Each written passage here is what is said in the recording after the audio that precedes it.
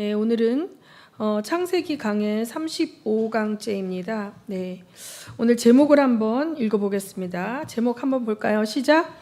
요셉에게 주신 꿈이 성취되기 전에 요셉이 받아야만 했던 훈련. 네, 오늘 본문 말씀은 창세기 39장 전체를 볼 건데 다 볼 수가 없고, 이제 우선은 제가 창세기 39장 1절에서 4절, 그 다음에 39장 20절에서 23절을 본문으로 뽑았습니다. 먼저 읽겠습니다. 창세기 39장 1절에서 4절까지 시작.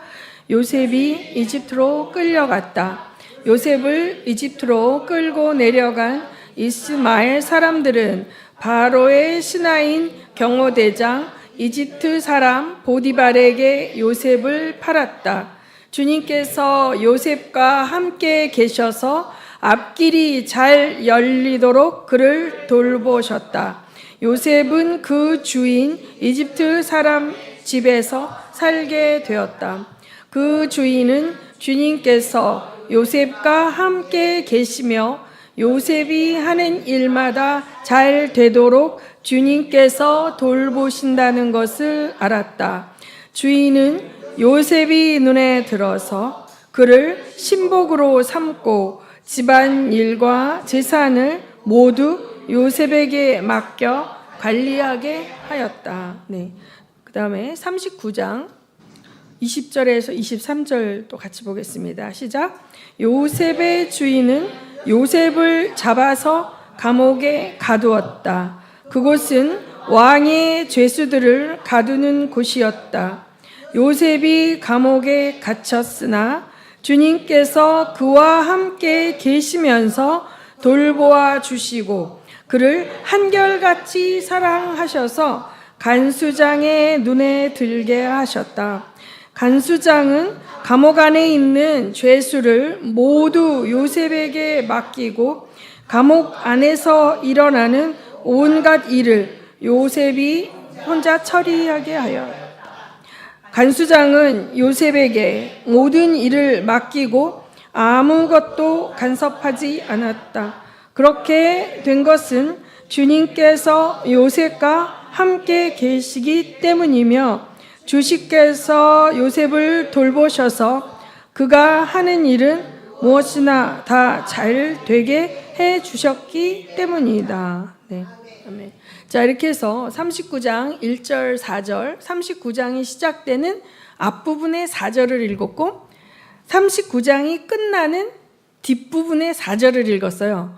그런데 이 앞부분, 제가 이 두 4절 4절을 택한 이유가 있는데 그 이유는 뭐냐면 여러분이 한번 읽으면서 공통점이 있어요, 없어요? 있죠? 있죠? 자, 요셉이 이집트로 끌려갔다. 요셉의 삶이 뭐예요?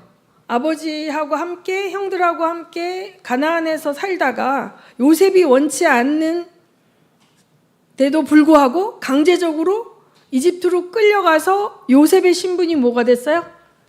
노예가 됐어요. 그렇죠? 노예가 됐어요. 그래서 보디발의 집에 노예로 살게 됐어요. 자, 20장 20절에서 23절을 보면 자, 주인이 요셉을 잡아서 어떻게 했대요? 감옥에 가두었대요. 자, 요셉이 원치 않았지만 요셉이 잘못한 것도 없지만 요셉이 어떻게 돼요? 강제적으로 감옥으로 끌려 내려갔어요. 그래서 그런데 이 요셉의 삶의 어떻게 보면 무대가 점점 어떻게 열악한 곳으로 내려가고 있는데 아이러니컬하게도 하나님은 요셉과 함께 계신다고 그래요. 그렇죠? 아니 함께 계시면 끌려가지 않게 해주셔야 되는 거 아니에요? 감옥에 안 가게 해주셔야 되는 거 아니에요? 억울하잖아요. 그렇죠? 그런데 여기에서 의도적으로 하나님은 나타나지 않아요. 그리고 하나님이 요셉에게 아무 말도 안 하세요. 야곱에게는 뭐라 그래요? 야곱아, 내가 너와 함께 있겠다. 내가 너가 이제 아버지에게로 돌아가라. 또 혹은 라반에게 이렇게 했던 걸 내가 다 보았다. 이렇게 말씀하시는데 지금 요셉의 삶의 여정에서 지금 오늘 읽었던 본문에는 하나님이 우리가 아는 그 어떤 현현하시지 않아요. 현현하시지 않는데 이 기록한 모세는 의도적으로 하나님이 함께 했다라는 걸 강조하고 있고, 그 결과 어떻게 돼요?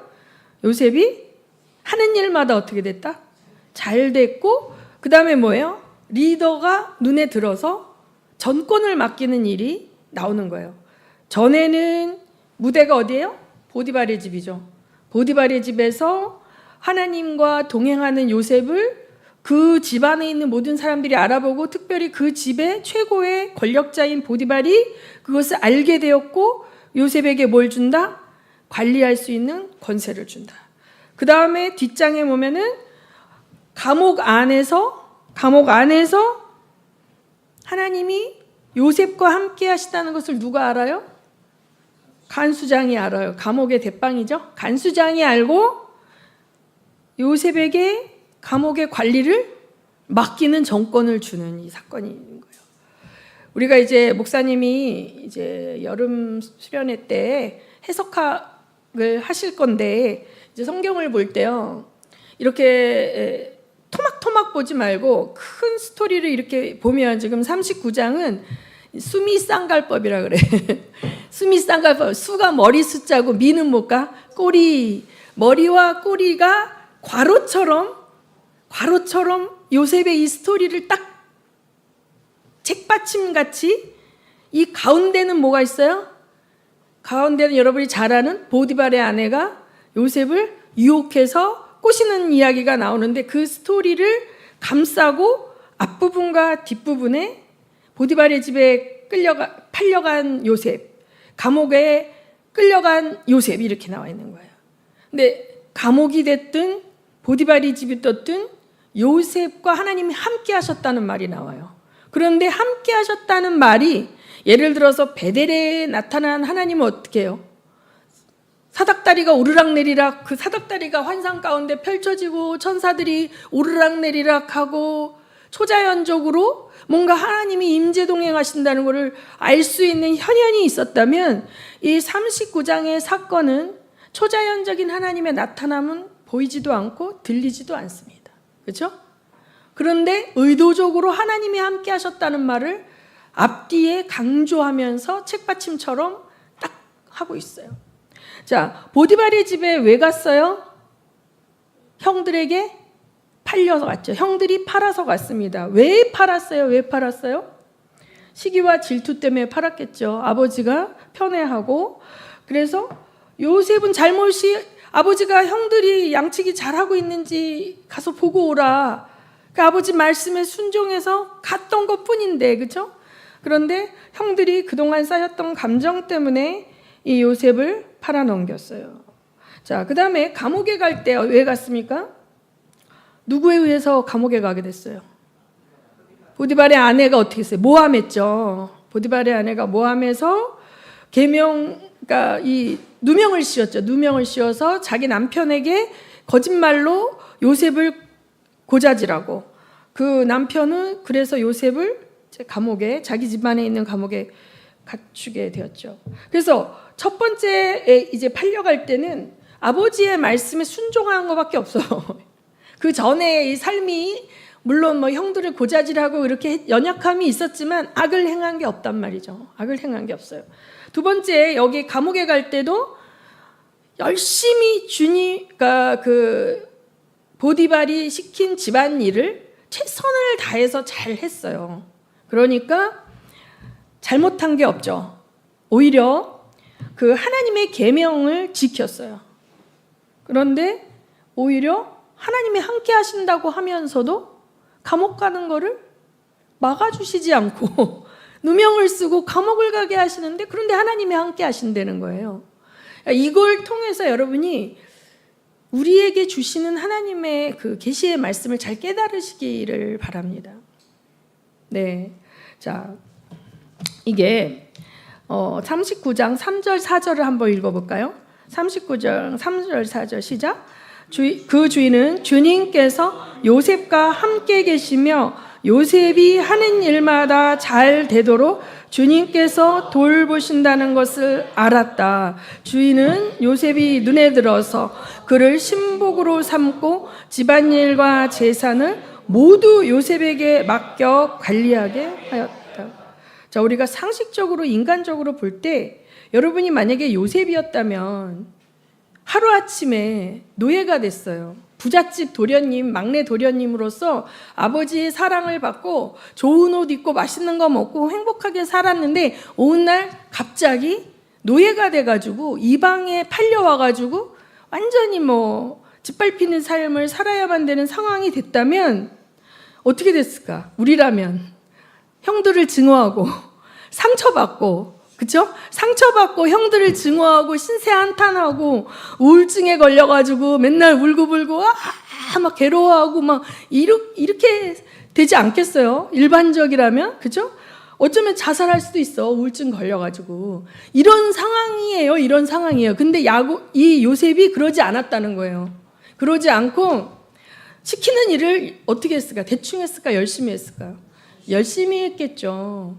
아니, 이방 땅에서 노예로 풀려온 소년에게 집안일과 재산을 모두 맡겨서 관리하게 할 정도였다면 신임을 얻은 건데, 그 정도의 신임을 얻기까지 맨날 요셉이 농땡이 피고 울고불고 막 대충하고 우울증에 빠져서 애가 해롱해롱되고 막 이랬다면 이런 일은 안 일어나요. 하나님이 함께 하셨지만 요셉은 어떻게 했어요? 그 상황 속에서 최선을 다해서 그 집안에서 주어지는 일이 어떤 일이든지 다 했던 거예요. 요셉이 잘 해내니까 그 보디발이 좀 더 어려운 일을 줬겠지? 근데 좀 더 어려운 일도 또 열심을 다해서 해내. 더 복잡한 일을 줬는데 그것도 해내.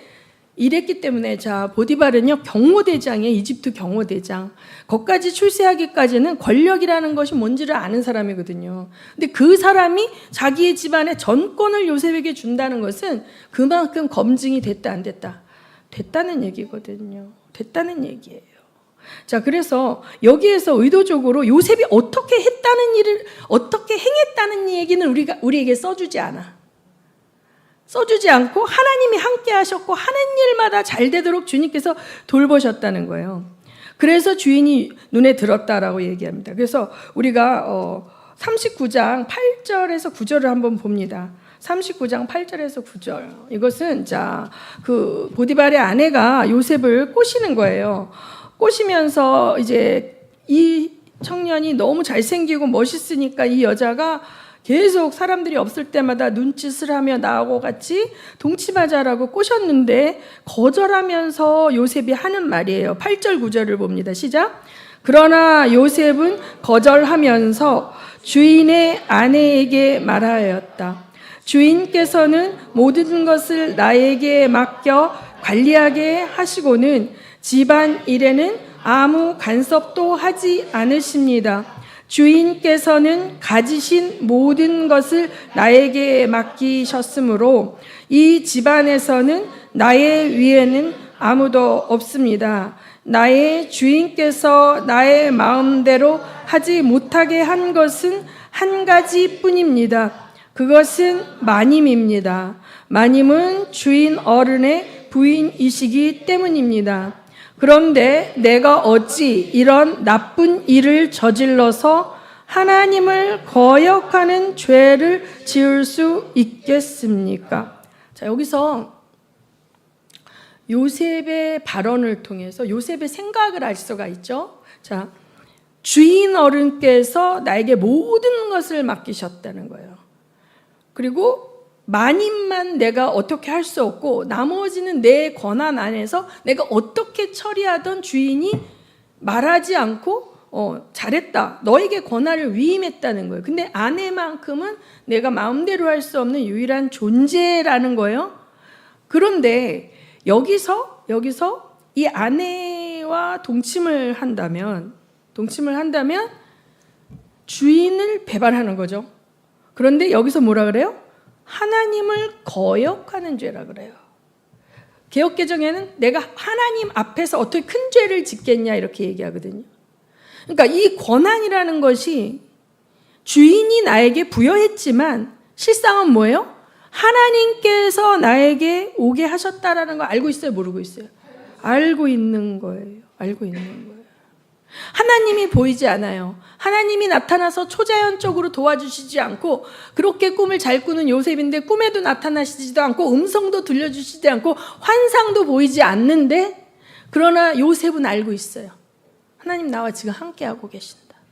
내가 이 노예이지만 이곳에서 이렇게 하는 것마다 형통하게 되는 것은 내가 열심히 한 것도 있지만 사실은 하나님께서 나와 함께 하셔서 내가 한 것에 대한 열매를 거두게 하심으로 내가 이러한 권세를 얻게 되었고 이 집에서 전권을 갖게 되었는데 이것을 거역한다. 하나의 금기가 있는 것, 그 여인과 동침하고 그 여인을 건드리는 것을 이걸 뭐예요? 죄를 짓는다는 건 뭘 하는 거예요? 하나님을 배반하는 거예요. 여러분, 에덴 동산에서 아담에게 하나님이 모든 권한을 다 줬죠? 뭐만 안 된다 그랬어요? 동산 중앙 있는 실과만 먹지 말라 그랬잖아요. 자, 그 동산 중앙 나무에 있는 실과를 먹는 순간 하나님을 배반하는 거예요. 하나님이 나머지를 다 허락했거든요. 요셉의 이 태도는 자, 그 여자와 동침할 수도 있어, 그죠?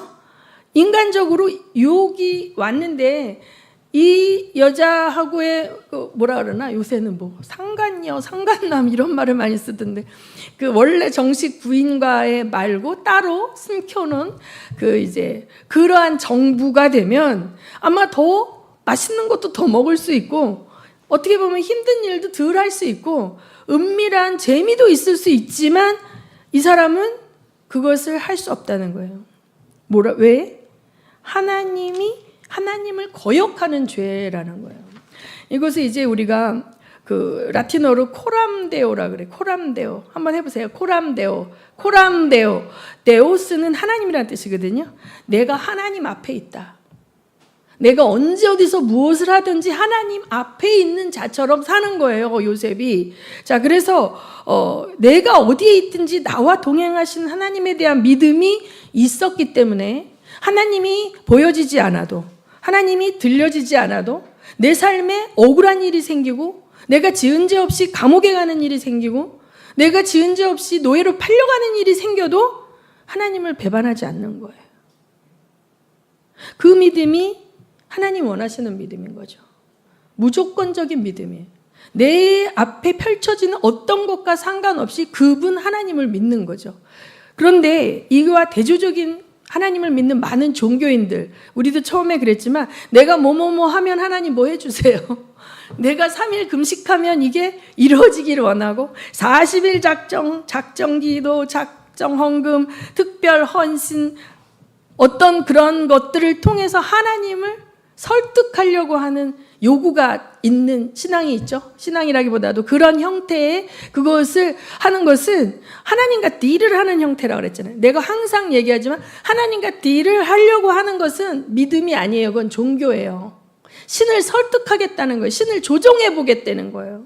내 헌금으로, 내 헌신으로, 내 무엇으로 내가 원하는 응답을 끌어내겠다. 이것은 그 응답 자체에 관심이 있는 거예요. 하나님하고 상관없이 그 하나님이 주는 선물만을 원하는 거예요. 근데 여기에서 요셉은 그게 아니에요.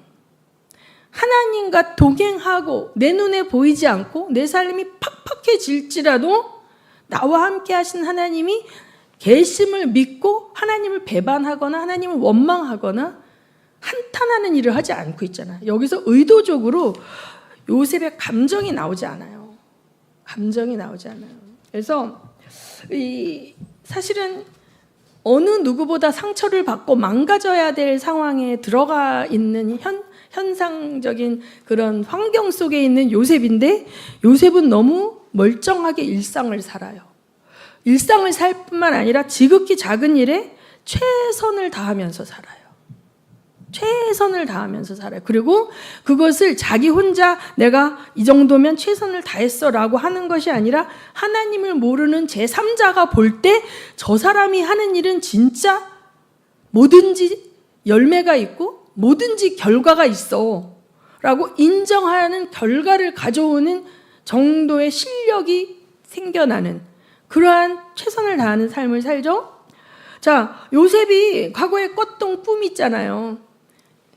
12 곡식단이 자기 곡식단에게 절을 하고 해와 달과 별이 이 요셉에게 절하는 그 꿈을 생각하면, 지금 현재 태도하고 생각하면 전혀 너무나 그 꿈에 대해서는 잊어버렸을 수도 몰라요. 아버지와 함께 살 때는 그 꿈이 당연히 여겨졌을 수도 있어요. 아버지가 너무 자기를 예뻐했기 때문에. 그러나 지금의 삶과는 너무도 거리가 먼 내용이고 그 꿈이 의미가 없이 느껴질 수도 있지만, 요셉은 그 꿈에 대한 어떤 성취에 대한 기대는 잊어버렸을지 몰라도 하나님은 잊어버리지 않은 거예요. 하나님 잃어버리지 않은 거예요.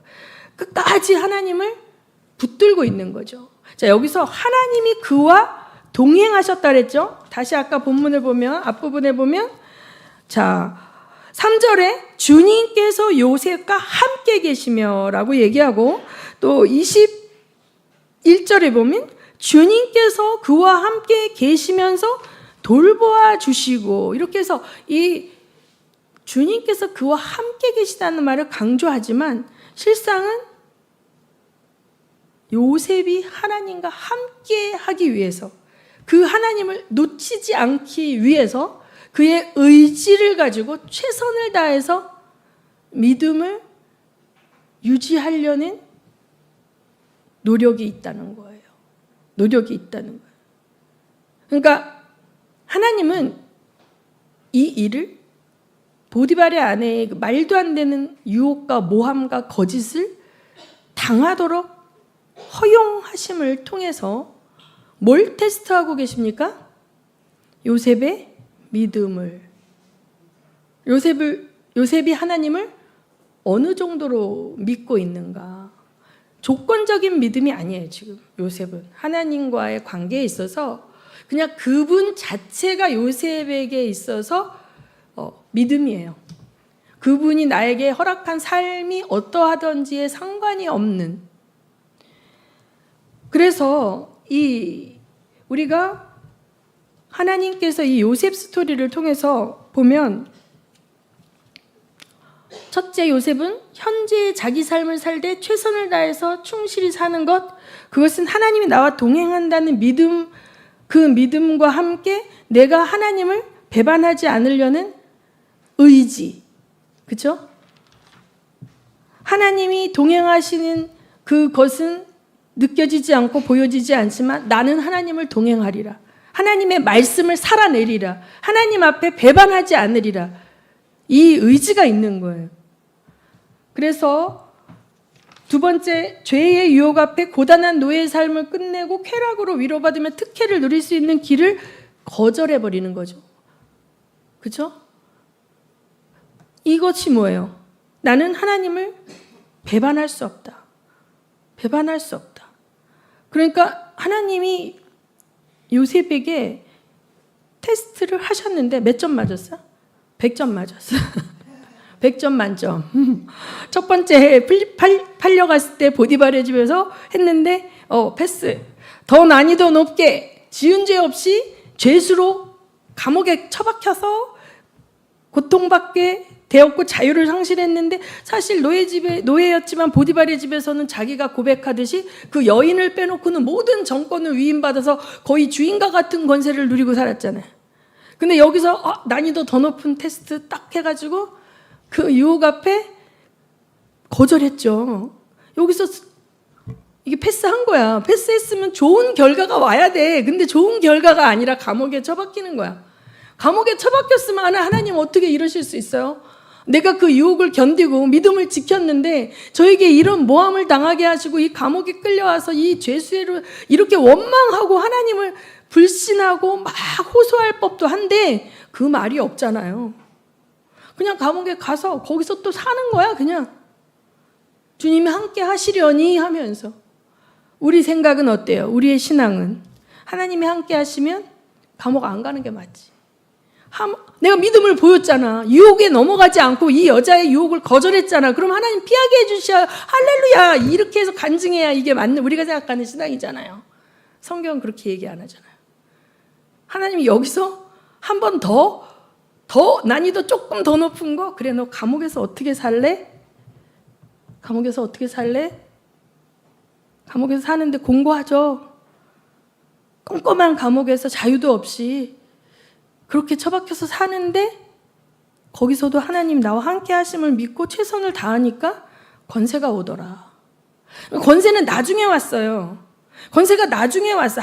권세가 오면 하나님이 나와 함께 하셔서 이 일을 이렇게 모든 사람의 마음을 감동시키고 여기서 형통케 하셨다는 것은 나중이에요. 일단 감옥에 가서 살아야 하는 건 먼저예요. 그 사는 모습, 어떻게 사는 모습이냐, 그 모습이 테스트예요. 근데 요셉은 그걸 알지 않았을 거예요. 그냥 하나님을 믿었을 거예요. 이게 테스트다 그러는 게 아니라 하나님을 믿기 때문에 하나님 나와 함께 도와주시겠지 하고 그랬을 거예요. 근데 저는 못 그랬을 것 같아요. 하나님 이게 뭐예요? 제가 말씀에 순종했는데 왜 내가 감옥에 와야 돼요? 억울해요 하나님. 도대체 보고 계세요? 뭐 이렇게 항변하는 그랬을 것 같은데. 자, 그래서 오늘 요셉이, 우리는 요셉 스토리를 굉장히 많이 알죠. 주일학교 때부터 들었잖아요. 이거 누가 모릅니까? 주일학교부터 교회 다닌 사람 요셉의 이야기 골백 번도 더 들었는데, 여러분은 자, 요셉은 팔려가서 총리가 됐대. 그리고 보디발의 아내한테 유혹을 받아가지고 모함을 받았대. 이렇게 스토리만 알지 마시고 그 뒤에 숨어있는 하나님을 만나시기 바랍니다. 하나님이 그것을 막으실 수 있을까요? 없을까요? 막으실 수 있는 분인데 함께 하신다고 기록은 해놓고 하나도 안 막아주시잖아요. 하나도 안 막아주세요. 그런데 안 막아주시는데 형통케 하신다. 그러니까 하나님이 이유가 있는 거죠. 그 비전을 주시고 그 비전을 이루는데 하나님은 동역자들을 훈련하시고 테스트하시는 거예요. 맨날 음성 듣고 환상 보고 뭔가 초자연적인 뭐만 원하는데 삶의 영성이 빵점인 사람들 때문에 대한민국의 기독교가 욕을 먹습니다. 삶의 영성에서 전혀 하나님을 모르는 사람들이 그 삶의 열매를 보고 저 사람은 하나님이 함께하는 사람이고 하는 일마다 열매가 있네. 이거는 정말 주님이 도와주시는구나. 이렇게 제3자가 고백할 정도의 삶을 우리가 살기 원하시는 거예요, 하나님이. 근데 우리가 아무리 열심히 해도 이 세상에 변수가 있지 않습니까? 열심히 해도 회사가 망하면 잘리고 실업자가 되고, 열심히 건강을 해도 유전적으로 뭐가 이렇게 되면 남들이 없는 당뇨가 온다든지 뭐 이런 게 있잖아요. 그런 고난 앞에서 무너지지 않으시는 여러분이 되시기를 예수님 이름으로 축원합니다. 그리고 우리에게 이 공동체성을 이야기하고 싶어요. 이 교회가 이 공동체거든요. 우리가 오늘 같이 저녁 식사를 했잖아요. 저녁 식사를 하면서 뭐 이런저런 이야기를 하잖아요. 우리 민집산에는 주말에 본가에 에어컨을 달아주러 내려간대더라. 또 손 목사님은 또 오늘 또 그 노회 수련회를 끝나고 부랴부랴 와서 식사를 준비해. 우리는 이런 거 막 다 아는 거예요. 그렇죠? 성도와 성도 간의 인격적인 교제가 이루어지는 공동체가 너무 소중합니다. 아멘. 자, 사도신경에 뭐라 그래요? 성도가 어떻게 한대요? 서로 교통한다는 거예요. 성도가 서로 교통한다는 말은 좀 이상하지만 서로 교제하고 인격적으로 서로 교제한다는 거예요. 자, 성도와 성도 간에 1년을 교회 다녀도 옆에 앉는 사람이 맨날 바뀌어. 그리고 누군지 몰라. 이런 교회도 많죠. 큰 교회 가면 교회가 크다 보면 늦게 가서 뒤에 앉으면 또 그날만 옆에 앉는 사람이야. 그렇죠? 이 익명성이죠. 내 이름도 모르고 그 사람 이름도 몰라요. 그 사람의 가정과 삶도 당연히 모르겠죠. 근데 이 공동체성이라는 건 뭐예요? 내가 한 지체라는 거를 알게 되는 거예요. 누구네 집에 어려운 일이 있어. 아기가 아파서 폐렴에 병원에 입원했어. 기도해 주세요. 이러고 올리고 그러면 우리가 어떻게 해? 다 기도하고 또 이렇게 안 좋은 일이 있어. 문 목사님네 우리 장 집사님이 편찮으시대. 어디 아프시대. 병원에. 그럼 우리 어떻게 해? 또 기도하고. 이렇게 성도와 성도 간의 인격적인 교제가 이루어지고 또 목사와 성도 간에도 목사가 성도 이름을 다 알죠. 내가 신대원 다닐 때 교회론 배울 때 300명이 한계인 것 같다. 이렇게 얘기하시던데 목사님들이 성도 이름을 다 외우는 게 300명 넘어가면 성도 이름 모를 수 있는데 열심히 하면 300명까지는. 자, 목사가 성도를 이름을 몰라. 이름만 알면 되나요? 그 성도가 어떤 어려움이 있는지, 그렇죠? 그 성도가 어떤 부분이 자꾸만 넘어져서 하나님 앞에서 훈련받고 있는지 그런 걸 알고 구체적으로 기도하잖아요. 이게 공동체성이 있는 거예요. 또 성도도 목사님을 볼 때 목사님 이번에 또 선교 나가시는데 이번에는 정말 아프지 말고 건강하게 오셔야 되는데 아직 비행기 값이 안 채워졌는데 막 이런 걸 우리는 다 공유하면서 알잖아요. 인격적인 교제와 교류가 있는 거예요. 이 공동체성이 없다 보면 우리가 쇼를 해도 몰라요.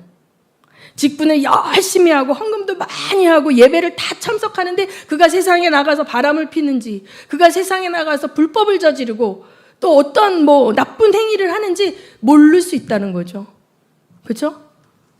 코람데오의 삶을 사는지 안 사는지를 확인할 길이 없어. 그런데 우리 공동체 안에서는 서로가 서로를 격려하며 권사님 그러시면 안 되죠. 목사님 요즘 왜 그러시지? 기도해 드려야 되겠네. 자, 우리가 서로가 서로를 감시하는 게 아니라 격려하여 어떻게 해요? 믿음의 공동체 안에서 더 바람직한 방향으로 갈 수 있도록 끌어주는 거예요. 아멘. 아멘. 자, 이 요셉에게 주어졌던 보디발의 집, 그 보디발의 집 안에서 요셉은 빛이 되었어요. 하나님의 언약 백성의 그 빛된 삶을 그가 살아냄으로써 그 보디발의 집이 복을 얻었어요. 그 때문에, 그죠? 감옥에 갔어요. 감옥에 갔는데 감옥 안에서도 그가 언약 백성의 삶을 살아내므로 그 감옥 안에 있는 모든 사람들이 요셉으로 말미암아 복을 받게 되는 거죠. 그래서 우리가 이 공동체성을 굉장히 중요시 여겨야 되는 것입니다. 집을 떠나 객지에서 이방인들 틈에서 하나님의 테스트를 받고 있는 이 곤고한 가운데 있는 요셉이 그 하나님의 테스트에 통과함으로 하나님이 그를 복 주심으로 그가 속한 공동체가 다 복을 받는 일이 일어나는 거죠. 여러분이 하나님 안에서 동행함으로 여러분이 다니는 직장, 여러분이 속한 가정, 여러분이 속한 학교, 이런 것들이 복을 얻게 되는 축복을 누리시기를 예수 이름으로 축원합니다. 정말 우리 한번 나를 돌아봅시다. 난 지금 100점인가? 난 몇 점일까? 나는 하나님이 지금 나의 삶 속에 나의 어떤 부분을 테스트하고 이것을 합격해라! 낙제하지 말고 어떤 부분에 있어서 우리가 계속 낙제하는 게 있어요. 통과할 때까지 계속 또 시험을 보시고 또 시험을 보신단 말이에요. 하나님이 100점! 딱 되면 확 뽑아내시죠. 하나님께 100점 받으면 뽑아내셔서 총리의 자리로 노예의 자리에서 죄수의 자리로 내려갔어. 더 이상 내려갈 수 없는 사형수들이 갇히는 감옥에 갇혔던 그가 차근차근 올라간 게 아니라 하루아침에 총리로 샹 올라가잖아요. 하나님은 낮추기도 하시고 높이기도 하십니다. 먼저 내가 내 삶에서 하나님이 나와 함께 하시지 않는 것 같은 그 외로움과 고독 속에서 믿음으로 주장하셔요. 하나님이 오늘도 나와 함께 하신다. 그래서 내가 오늘의 삶 속에서 예수 그리스도와 함께 기쁘고 즐겁고 감사하며 복이 되게 하시오. 나로 말미암아 누군가 행복해질 수 있도록. 맛있는 거 먹다가 이거 혼자 먹지 말고 누구하고 같이 나눠 먹자고 나눠 먹던가. 교회 갖고 가야지 하고 교회 갖고 오든지. 이렇게 하면서 여러분이 행복과 사랑을 나눌 수 있는 공동체가 있다는 게 얼마나 감사한지 몰라요. 정말 서진교회가 우리에게 있어서 가족입니다. 영적인. 이 영적인 공동체에 있는 한 사람 한 사람이 서로가 서로를 위로하고 격려하고 또 혹은 그가 잘못된 생각을 하고 있다면 그러시면 안 되죠. 그건 아니잖아요. 그렇게 단 거 많이 드시면 안 돼요. 이길순 집사님. 당뇨 올라갑니다. 이렇게 이게 잔소리가 아니라 사랑하니까 이런 공동체성을 누리시기 바랍니다. 그래서 오늘은 이제 39장 말씀, 요셉에게 주신 꿈이 성취되기 전에 요셉이 받아야 했던 훈련, 이 훈련은 아무것도 보이지 않는 상황, 하나님의 음성도 들리지 않는 상황, 곤고한 환경 속에서 하나님이 나와 동행하신다는 것을 믿는 믿음의 테스트였습니다. 이 테스트에, 이 훈련에 완전히 만점으로 통과한 요셉입니다. 여러분도 그러시기를 예수의 이름으로 축원합니다. 이 시간에 우리 기도하실 때에 지금 나는 어떤 테스트를 받고 있는가? 내가 계속 평생 동안 낙제하고 있는 나의 어떤 연약함과 하나님께 다스림받지 못하는 영역은 무엇인가 돌아보시고 하나님 저의 믿음 없음을 도와주시옵소서. 제가 하나님을 믿기 원합니다. 느껴지지 않아도 들려지지 않아도 내 삶이 어떤 가운데 더 어려워지고 더 힘들어진다 할지라도 나로 인해서 모든 자들이 복을 얻는 그 축복의 통로가 되고 싶습니다. 이 아브라함에게 약속하신 그 축복의 통로가 되고 복의 근원이 된다는 게 지금 요셉에게 있어서 실현되어지고 성취되어지는 것을 이 39장은 말하고 있습니다. 이것은 우리에게도 마찬가지입니다. 예수 그리스도를 믿음으로 우리는 복을 얻은 자입니다. 그래서 우리는 정말 들어가도 복을 받고 나가도 복을 받고 내 자체가 복덩어리인 걸 믿으시기 바랍니다. 그래서 우리가 세상 사람들이 볼 때는 곤란을 당하고 또 어려움이 오고 건강이 어렵고 물질이 어렵고 그렇다 할지라도 나와 동행하시는 그 하나님과 함께 나는 반드시 복의 통로가 되리라. 이 테스트를 만점으로 통과하리라. 그렇게 기도하시기 바랍니다. 기도하시겠습니다.